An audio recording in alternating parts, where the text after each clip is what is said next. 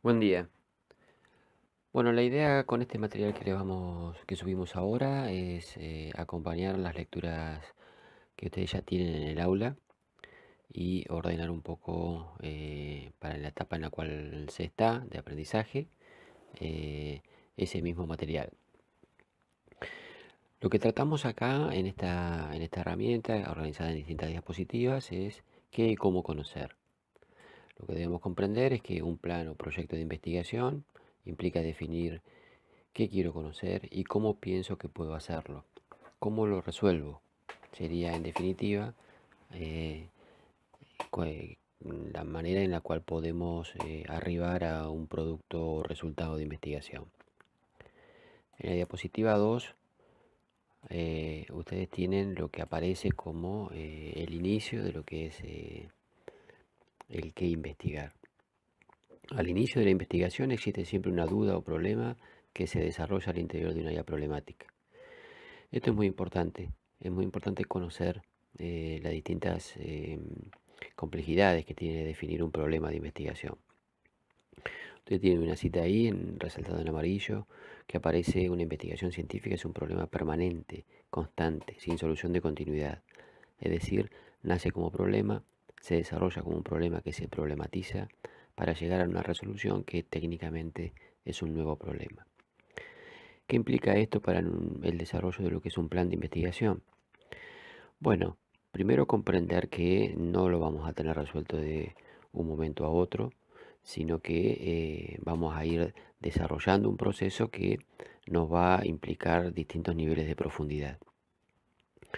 Cuando nosotros, al momento de iniciar un proyecto de investigación, tenemos que identificar una duda, que veremos de qué manera podemos hacer eso, pero en principio es una duda que inicia un proceso de problematización y que se modificará con el tiempo, con mi propio desarrollo en relación al área temática que elijo, pero para que se defina como un problema de investigación, debo realizar determinadas acciones concretas en relación al tema y y al conocimiento que se tiene sobre el tema que yo estoy trabajando. En la diapositiva 3 tenemos un desarrollo ya más específico en relación a qué características debe tener un problema de investigación. Se trata de una dificultad o duda que no puede ser resuelta automáticamente, es decir, sin la mediación programada que es la investigación científica. Digamos, en el texto de Carlos Sabino ustedes tienen las características de lo que se puede definir como investigación científica. No es el único proceso en el cual se da investigación. Hay otras áreas de la realidad en las cuales hay investigación, pero la investigación científica tiene características propias. Y eso es lo que nosotros estamos trabajando acá. El problema que definimos no puede ser absoluto o total, es decir, tan increíblemente extenso que sea inabarcable. Debe ser puntual, abarcable por el investigador. Y aquí se define la factibilidad de lo que yo defino como duda o interrogante para iniciar el proceso de investigación. La factibilidad es una de las características que define precisamente Carlos Sabino para lo que es la investigación científica. Siempre tendemos al inicio de nuestra carrera como investigadores a definir problemas que son como muy generales, abarcan demasiadas cosas. Entonces la construcción de mi objeto específico y la experiencia que yo vaya adquiriendo en esto me va a hacer que pueda ir precisamente ir limándolo de aquellas cosas que son inabarcables, o que no son importantes para el desarrollo y para el conocimiento de ese objeto. Entonces yo debo ir a hacer este proceso con algunas herramientas que me permita definir concretamente eh, lo que sería un problema de investigación, que es básicamente lo que me permite a mí comprender el funcionamiento del objeto de estudio. El problema social es social en el sentido de que está en el corpus del conocimiento, pero históricamente debe ser vivido por un investigador particular en un punto dado del desarrollo de la disciplina. Y en la diapositiva 5 ya comenzamos a ver, bueno, de dónde puede surgir un problema, ¿sí? de cualquier dato aislado, del análisis más erudito sobre la bibliografía existente y de cualquier otra cosa que tenga que ver en algún punto con el interés implícito o explícito de quien se vuelve un investigador. Es decir, no hay recetas para esto.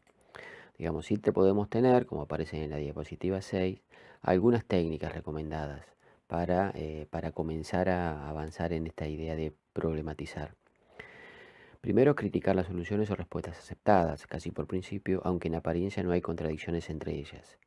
Una vez que yo tengo identificado un tema que a mí me interesa, deberé pensar, bueno, qué cosa y analizar y criticar qué cosa es lo que ya aparece en relación al conocimiento sobre eso que yo quiero trabajar.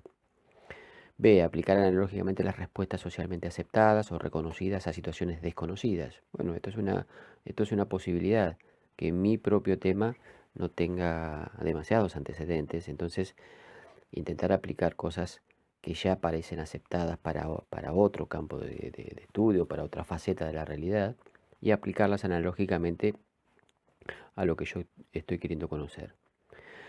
C. Ampliar la aplicación de problemas reconocidos por la comunidad científica como tales a otro contexto teórico o en otra disciplina científica. Digamos, seguimos ampliando el campo de posibilidades y nos vamos alejando de esta cuestión de que haya antecedentes específicos sobre el tema que yo quiero trabajar. Y el de buscar relaciones entre problemas de otros campos de conocimiento. Digamos, ¿sí? Digamos, el pasaje de la al D, de la opción a la opción D, implica ir alejándonos de tener directamente antecedentes concretos sobre mi área de interés. En la diapositiva 7 tenemos algunas recomendaciones prácticas que, bueno, permiten iniciar el proceso de investigación en la definición de un plan de tesis, un plan de investigación. Primero, seleccionar un tema bien concreto y accesible. Esto, como decimos, bueno, no es sencillo hacerlo y puede tener algunas de las características que mencionábamos anteriormente, como por ejemplo que esta tendencia al inicio de pensar cosas como demasiado amplias. También es recomendable para las primeras experiencias de investigación escoger una temática conocida. Esto implica, si uno ya tiene conocimiento sobre algún aspecto de la realidad o alguna problemática que le resulte medianamente conocida, digo, bueno, intentar aplicar el plan de investigación a esa misma área temática. Buscar un área de trabajo donde pueda tener ayuda efectiva. Bueno, esto es muy interesante, digamos, porque siempre en este momento de la carrera de investigadores, que es el hacer la tesis, uno va a tener que tener a alguien que haga una tutoría en relación a ese desarrollo de investigación. Y por último, identificar un área de trabajo que sea de interés para mí como investigador o investigadora. Digamos, como hemos dicho en las clases anteriores, digo, bueno, la tesis no se va a resolver de un momento a otro, sino que implica un periodo bastante largo de yo que ponga mis ganas en el trabajo, en el estudio, idas y vueltas. Entonces debe tener realmente interés para mí, digamos. Yo debo estar involucrado en esa definición y en intentar encontrar una respuesta a lo que me planteo como duda. Como dice en la diapositiva 8, el aprendizaje o la investigación en este caso cobra sentido en un único lugar, el del deseo. Hay que elegir un tema al cual agregaré conocimiento que me involucre como sujeto. Esto facilita muchas cosas, digamos, ¿sí? Sobre todo evita la posibilidad del cansancio eh, en el transcurso del plan de investigación. Las acciones concretas en relación a qué investigar. El pasaje del área temática elegida a la definición de un problema implica entonces distintas acciones simultáneas. La revisión bibliográfica, que es la relación con el conocimiento acumulado sobre el tema. Entonces la revisión de antecedentes, que es muy importante. El inicio de la conceptualización, o sea, el comienzo de la elaboración del marco teórico, o de limitación semántica, que es el inicio de la problematización. Y la delimitación de espacio temporal y de contenido. Estas acciones implican avanzar en la problematización, en definir un problema de investigación, o sea, en saber con precisión qué cosa investigar. El proceso tiene una importante carga teórica, del inicio al fin, pero bueno, es necesario ir haciéndolo secuencialmente, como se muestra en la diapositiva 10. Acá tenemos la delimitación semántica, que son los conceptos que voy a utilizar, la delimitación espacial y la delimitación temporal, en el pasaje de lo que es el tema al problema.